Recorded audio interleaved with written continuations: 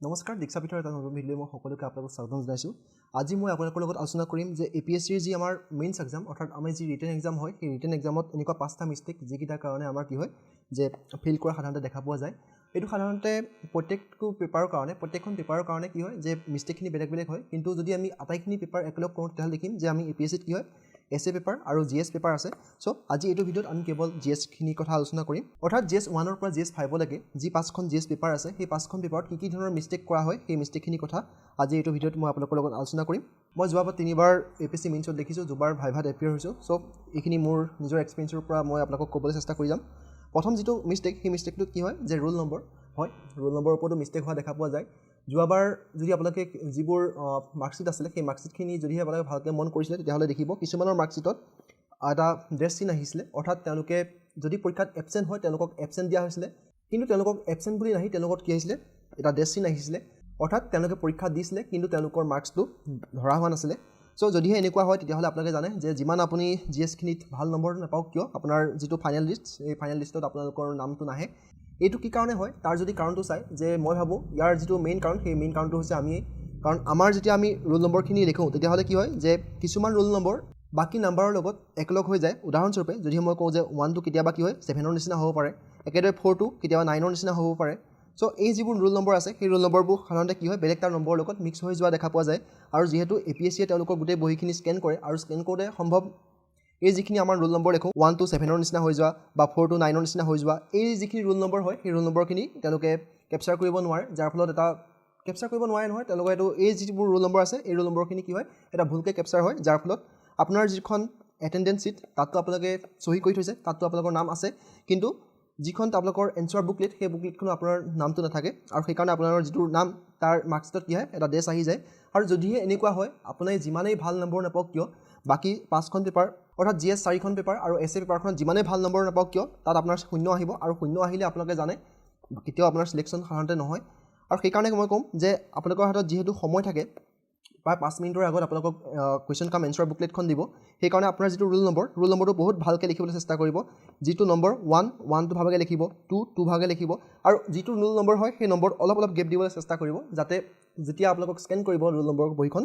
সেই ৰোল নম্বৰটো আপোনাৰ কোনো ধৰণৰ মিষ্টেক নহয়। আৰু ৰোল নম্বৰ লেখাত যিটো ভুল হয় সেই ভুলটো সাধাৰণতে কি হয় যে আমাৰ যিখন কুৱেশ্যন কাম এনচাৰ বুকলেট দিয়ে তাৰ লগতে তাৰ পিছফালে কুৱেশ্যনখন দি দিয়া থাকে, আৰু আমাৰ কি হয় যে ষ্টুডেণ্টসমূহে যিখন কুৱেশ্যন দিছে ইমান দিন প্ৰিপেৰেশ্যন কৰি গৈছে, গতিকে সেই কুৱেশ্যনখন কেনেকৈ কি ধৰণৰ কুৱেশ্যন আহিছে সেইখিনি কথা জানিবলৈ তেওঁলোকৰ অধিক আগ্ৰহ হৈ যায়, যাৰ ফলত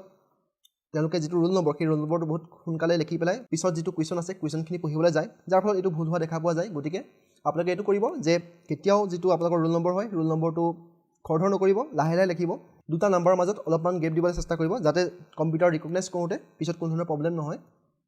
চ' প্ৰথম যিটো মিষ্টেক সেই মিষ্টেকটো গম পালে। যিটো 2 নম্বৰ মিষ্টেক সেই 2 নম্বৰ মিষ্টেকৰ লগত 3 নম্বৰ মিষ্টেকটো সাধাৰণতে জড়িত হৈ আছে। সেইটো কি হয় যে প্ৰথম যিটো কুৱেশ্যন হয় সেই কুৱেশ্যনটোত সাধাৰণতে 1ৰ পৰা 2 নম্বৰ কুৱেশ্যনৰ ভিতৰত কি হয় অধিক সময় দি দিয়া দেখা পোৱা যায়, যাৰ ফলত কি হয় যে পিছৰ ফালে যিখিনি কুৱেশ্যন আছে সেই কুৱেশ্যনখিনি ইগন'ৰ কৰা হোৱা দেখা পোৱা যায়। কাৰণ আপোনালোকে যদিহে চাই যে সময় আপোনালোকে জানে 3 ঘণ্টা সময় পাব, 20টা কুৱেশ্যন আপোনালোকে লিখিব লাগিব, আৰু প্ৰত্যেকটো কুৱেশ্যনৰ কাৰণে 1ৰ পৰা 10লৈকে আপোনাৰ কি হয় 150 ৱৰ্ডছ থাকিব, আৰু 11ৰ পৰা 20লৈকে কি হয় 250 ৱৰ্ডছৰ ভিতৰত লিখিব লাগিব। চ' যদিহে আপোনালোকে কোনো এটা প্ৰশ্নত অধিক সময় দি দিয়ে, আৰু সাধাৰণতে সেইটো কি হয় যে 1ৰ পৰা 2 নম্বৰ যিটো কুৱেশ্যন হয় সেই কুৱেশ্যন তাত অধিক সময় দিয়া দেখা পোৱা যায়, যাৰ ফলত পিছৰ যিকেইটা কুৱেশ্যন আছে সেই কুৱেশ্যনকেইটা সাধাৰণতে এটেম্প্ট কৰিব নোৱাৰা হয়। আৰু যদিহে কোনো এটা কুৱেশ্যন এটেম্প্ট কৰিব নোৱাৰে তেতিয়াহ'লে আপোনালোকে জানে 10ৰ লিষ্টত যদি 10 মাৰ্কছৰ হয় 10 মাৰ্কছ গুচি যাব, যদি 20 মাৰ্কছৰ হয় GS 4 20 মাৰ্কছৰ আহিব, চ' GS 4খন 20 যাব, বাকী GS 1 to 5লৈকে কি হ'ব 15 মাৰ্কছৰ আহিব, অৰ্থাৎ 1 2 3 আৰু 5ত 15 মাৰ্কছৰ আহিব, 15 নম্বৰ আপোনালোকে গুচি যাব। চ' আটাইকেইটা কুৱেশ্যনত যিটো সময় হয় সময়টো সমান দিবলৈ চেষ্টা কৰিব। প্ৰথম যিটো কুৱেশ্যন সেই কুৱেশ্যনকেইটাত সময় বেছিকৈ নিদিব, যিমানটো সময় 7 মিনিটছ পাৰ কুৱেশ্যন সিমানেই দিব, তাতকৈ বেছি দিবলৈ চেষ্টা নকৰিব। আৰু 3 নম্বৰ যিটো মিষ্টেক সেই 3 নম্বৰ মিষ্টেকটো কি হয় যে কেতিয়াবা আমাৰ প্ৰিপেৰেশ্যনত অলপ প্ৰব্লেম হ'ব পাৰে, বা কেতিয়াবা কুৱেশ্যনত এনেকুৱা আহিব পাৰে যে 1 2 3 এনেকুৱা যিবোৰ কুৱেশ্যন আছে প্ৰথম কেইটামান কুৱেশ্যন আপোনালোকে নোৱাৰিব পাৰে, কিন্তু যদিহে পাৰে যে প্ৰথম যিকেইটা কুৱেশ্যন আছে 1 2 3 এইকেইটা কুৱেশ্যন কেতিয়াও স্কিপ কৰিবলৈ চেষ্টা নকৰিব বা এটা প'ৰ এনচাৰ লিখিবলৈ চেষ্টা নকৰিব, কাৰণ এক্সামিনাৰে নাজানে যে আপুনি কোন, আপুনি কিমান প্ৰিপেৰেশ্যন কৰিছে সেইটো এক্সামিনাৰে নাজানে। যদিহে আপোনাৰ প্ৰথম যিকেইটা কুৱেশ্যন 1 2 বা 3 নম্বৰ কুৱেশ্যনটো যদি আপুনি এটা এভাৰেজ কুৱেশ্যন লিখে বা প'ৰ যদি আপোনাৰ এনচাৰ হয় তেতিয়াহ'লে কি হ'ব যে এক্সামিনাৰ ভাবি ল'ব পাৰে যে আপুনি ভালকৈ প্ৰিপেৰেশ্যন কৰা নাই, আপুনি টোক্কা মাৰি প্ৰিলিমছটো পাছ কৰিছে, আৰু সেইকাৰণে যিমান পাৰে চেষ্টা কৰিব যে আপোনাৰ যিটো 1, 2 আৰু 3 নম্বৰ কুৱেশ্যন সেইকেইটা অলপ ভালকৈ লিখিবলৈ চেষ্টা কৰিব যিটো তাৰ ষ্টেণ্ডাৰ্ড কুৱেশ্যনৰ যিটো এনচাৰ ষ্টেণ্ডাৰ্ড সেই এনচাৰ ষ্টেণ্ডাৰ্ডটো অলপ লিখিবলৈ চেষ্টা কৰিব কাৰণ যদিহে আপোনাৰ প্ৰথম কুৱেশ্যনকেইটা ভাল হৈ যায় তেতিয়াহ'লে বাকীকেইটা কুৱেশ্যনত যদি অলপমান এভাৰেজ হয় তেতিয়াহ'লে তেওঁলোকে এক্সামিনাৰে নিশ্চয় অলপ কনচিডাৰ কৰিব কিন্তু প্ৰথমেই যদি আপোনাৰ এটা ৰং ইম্প্ৰেশ্যন আহি যায় আপোনাৰ ওপৰত যদি এটা বেয়া ইম্প্ৰেশ্যন আহি যায় তেতিয়াহ'লে গোটেই কুৱেশ্যনখনি 1ৰ পৰা 20টালৈকে আপোনাৰ ওপৰত এটা বেয়া ইম্প্ৰেশ্যন আহিব আৰু সেইকাৰণে কি কৰিব প্ৰথম যিকেইটা কুৱেশ্যন 1, 2, 3 সেইকেইটা কুৱেশ্যন অলপ ভালকৈ কৰিবলৈ চেষ্টা কৰিব যিটো এনচাৰ ষ্টেণ্ডাৰ্ডটো অলপ মেইনটেইন কৰিবলৈ চেষ্টা কৰিব 4 নম্বৰ যিটো মিষ্টেক সেইটো সকলোৱে কৰা দেখা পোৱা যায় সেইটো হৈছে কি ফলোইং ৱৰ্ড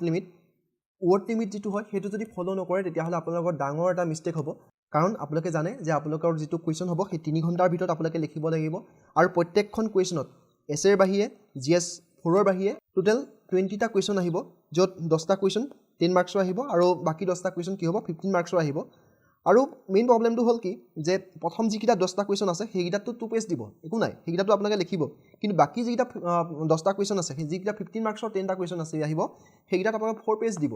আৰু 4 পেজত যদি আপোনালোকে চাই যে 250 ৱৰ্ডছ লিখিবলৈ সেইটো মই ভাবোঁ বহুত এটা ডাঙৰ হয় 3 পেজ দিয়া হ'লে UPSC নিচিনাকৈ যদি 3 পেজ দিয়ে তেতিয়াহ'লে কোনো সমস্যা নাছিলে কিন্তু APSC তাত 4 পেজ দি দিয়ে আৰু সেইটো কাৰণে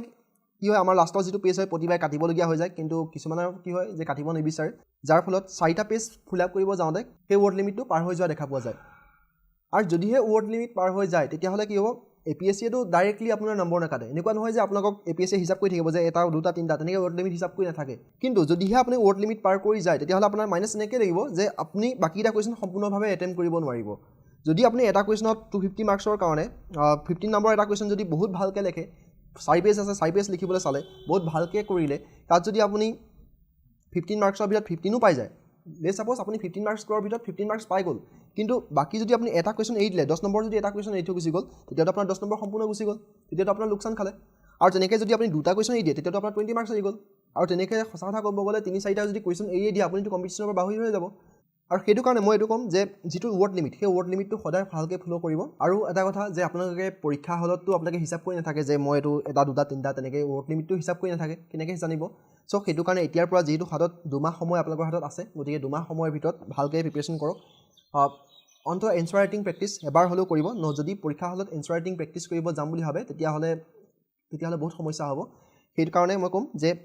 এবাৰ হ'লেও ঘৰত প্ৰত্যেকখন পেপাৰ এবাৰ লিখি চাওক আৰু ঘৰত এবাৰ হিচাপ কৰক যে এটা পেজ লিখি চাওক এটা পেজ লিখক তাত চাওক যে আপুনি কিমানটা পেজ লিখিছে কিমানটা ৱৰ্ড হৈছে আৰু তেনেকৈ আপোনাৰ যদি ৱৰ্ড কমিছে তেতিয়াহ'লে যিটো ফণ্ট আপোনাৰ চাইজৰ আখৰৰ যিটো ফণ্ট সেই ফণ্টটো অকণমান ডাঙৰ কৰক যাতে গোটেই ৱৰ্ডখিনি কভাৰ হৈ যায় যাতে গোটেই পেজখিনি কভাৰ হৈ যায় আৰু যদিহে আপোনাৰ ৱৰ্ডটো বাঢ়িছে তেতিয়াহ'লে চাওক যাতে যিকেইটা অদৰকাৰী কথা লিখিছে যিকেইটা আপুনি স্কিপ কৰিব পাৰে আৰু সেইকাৰণে ঘৰত মেইন কথা আপুনি ঘৰত প্ৰেক্টিছ কৰিব লাগিব ঘৰত প্ৰেক্টিছ নকৰিলে এইটো পৰীক্ষা হলত আপোনাৰ ডাঙৰ সমস্যা হ'ব আৰু যিটো শেষৰ মিষ্টেক সেই শেষৰ মিষ্টেকটো কি হয় যে under performance in last 10 questions অৰ্থাৎ আমাৰ যিকেইটা কুৱেশ্যন থাকে প্ৰথম যিকেইটা 10টা কুৱেশ্যন আহিব 100 নম্বৰৰ কাৰণে সেইকেইটাটো বহুত ভালকৈ লেখা হয় কিন্তু বাকী যিকেইটা লাষ্টৰ কুৱেশ্যন আছে 10টা কুৱেশ্যন 150 মাৰ্কছৰ কাৰণে যিকেইটা আহে সেইকেইটা অলপ যি এনচাৰৰ কোৱালিটি অলপ কমি যায় কি কাৰণে কমি যায় যে ইতিমধ্যে ক'লোঁ যে প্ৰথম 10টা কুৱেশ্যনতে বহুত সময় গুচি যায় কেতিয়াবা কি হয় যে 2 ঘণ্টামান সময়ো সাধাৰণতে প্ৰথম 10টা কুৱেশ্যনতে গুচি যোৱা দেখা পোৱা যায়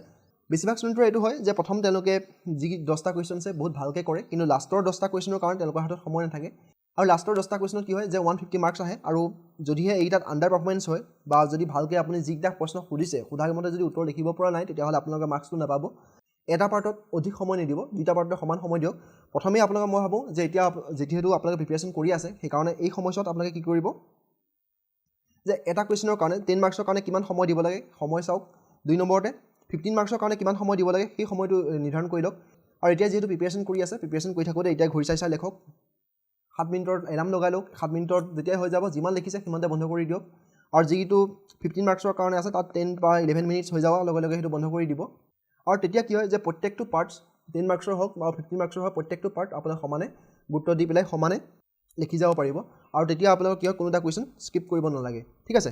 চ' আশা কৰোঁ আপোনালোকে এই ভিডিঅ'টোৰ পৰা 5টা মিষ্টেক যিকেইটা মই ভাবোঁ বহুত ইম্পৰ্টেণ্ট হয় সেইকেইটা কথা গম পালে চ' ভিডিঅ'টোৰ চামাৰিত মই এইটো ক'ম যে আপোনালোকৰ যিটো ৰোল নম্বৰ সেই ৰোল নম্বৰটো লিখোঁতে অলপ সাৱধান হ'ব যিটো পাকঘৰৰ পাক যিটো সংখ্যাৰ পাকটো দিওঁতে বহুত সাৱধান হ'ব একক সদায় একৰ নিচিনাকৈ লিখিব একটো 7ৰ নিচিনাকৈ লিখি থৈ নাহিব যদি একটো 7ৰ নিচিনা হয় তেওঁলোকেতো ৰিকগনাইজ কৰোঁতে হয়তো ভুল হৈ যাব পাৰে যাৰ ফলত আপোনাৰ মাৰ্কছটো হয়তো ড্ৰেছ আহিব পাৰে আৰু ড্ৰেছ আহিলে আপোনালোকে জানে ৰেচৰ পৰা সাধাৰণতে আপুনি বাহিৰ হ'ব লাগিব দ্বিতীয়তে যিটো ৱৰ্ড লিমিটটো আপোনালোকে জানে যে সদায় ফ'ল' কৰিব আৰু APSC ইতিমধ্যে কৈছোঁ ডাইৰেক্টলি আপোনালোকক নম্বৰ হিচাপ কৰি কেইটা ৱৰ্ড আছে সেই ৱৰ্ড হিচাপ কৰি আপোনালোকক নম্বৰ নিদিয়ে যদি আপুনি ৱৰ্ড লিমিট এক্সিড কৰি যায় বেছিকৈ লিখি যায় তেতিয়াহ'লে কি হ'ব যিকেইটা বাকীকেইটা প্ৰশ্ন আছে সেই প্ৰশ্নকেইটা আপুনি কৰিব নোৱাৰিব যাৰ ফলত আপোনাৰ মাৰ্কছ নাপাব তাৰ লগতে 1 আৰু 2 নম্বৰ প্ৰশ্নত বহুতে কি কৰে যে বেছিকৈ সময় দি দিয়ে যাৰ ফলত বাকীকেইটা কুৱেশ্যনত অলপ প্ৰব্লেম হৈ যায় সেইকাৰণে 1 আৰু 2 নম্বৰ প্ৰশ্নত যিহেতু এইটো 3 নম্বৰৰ কাৰণে আহিব চ' 7 মিনিটকৈ অধিক সময় দিবলৈ চেষ্টা নকৰিব একেদৰে 1 আৰু 2 নম্বৰ প্ৰশ্নই আপোনালোকে কি হয় যে বহিখন আৰম্ভণি হ'ব সেইকাৰণে 1 নম্বৰ আৰু 2 নম্বৰ প্ৰশ্নটোকো আপোনালোকে যিটো ষ্টেণ্ডাৰ্ড সেই ষ্টেণ্ডাৰ্ডটো মেইনটেইন কৰিব এভাৰেজ এটা এনচাৰ লিখিবলৈ চেষ্টা নকৰিব পুৰ এটা এনচাৰ লিখিবলৈ চেষ্টা নকৰিব আৰু শেষত মই আপোনাক কৈছিলোঁ যে লাষ্টৰ যি 15 মাৰ্কছৰ কুৱেশ্যন আছে সেই 15 মাৰ্কছৰ কুৱেশ্যনখিনি কি হয় কেতিয়াবা ইগন'ৰ কৰা দেখা পোৱা যায় ইগন'ৰ এইকাৰণে হয় যে সময় আচলতে নটা হয় আৰু সেইকাৰণে প্ৰথমৰ পৰা কি কৰিব সময়ৰ ওপৰত বেছি গুৰুত্ব দিব আৰু এতিয়াৰ পৰা যিহেতু আপোনালোকে প্ৰেক্টিছ কৰি আছে সেই প্ৰেক্টিছ কৰি থকা সময়ত ঘড়ী এটা পিন্ধি লওক এলাৰ্ম দি লওক আৰু তেনেকৈ আপোনালোকে লিখিবলৈ চেষ্টা কৰক চ' আশা কৰোঁ ইয়াৰ পৰা আপোনালোকে কিবা নহয় কিবা জানিব পাৰিলে যদি কিবা ডাউট থাকে তেতিয়াহ'লে সুধিব মই উত্তৰ দিবলৈ চেষ্টা কৰিম চ' আজিলৈ ভিডিঅ'টো ইমানতে সামৰিছোঁ ধন্যবাদ